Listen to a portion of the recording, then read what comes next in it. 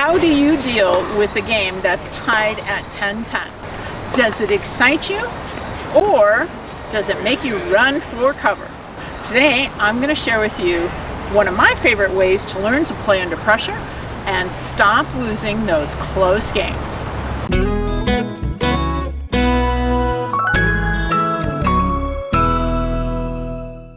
Hey everybody, it's CJ Johnson. Welcome to Better Pickleball, where we help pickleball players over 50 learn to live their best lives on and off the pickleball courts.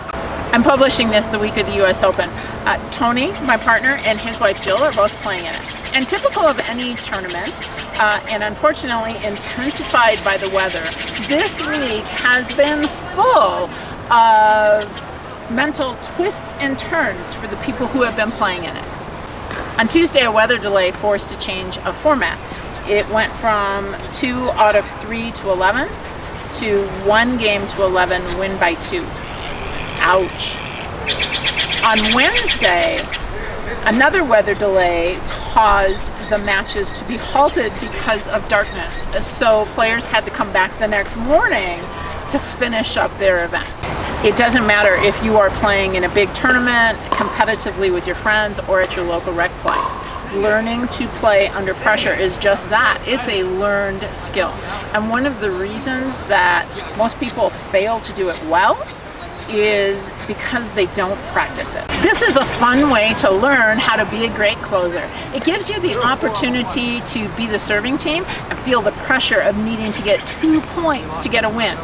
It also gives you the opportunity to be the receiving team who needs a side out. This game includes 4 mini games. Each of those mini games is worth 1 potential point to the serving team. Here's the scenario. Imagine the score is 10-10-1 in an 11-point game. The serving team must win both points to win the game. The first mini game begins with player 1 serving from the even side. If that team doesn't win the rally, the first mini game is over and the serving team does not earn a point. If they win the first rally, player 1 serves from the odd side and then they try to get to close out this game. If they win the second rally, which means they won 2 rallies in a row, they win mini game number 1 and they get 1 point.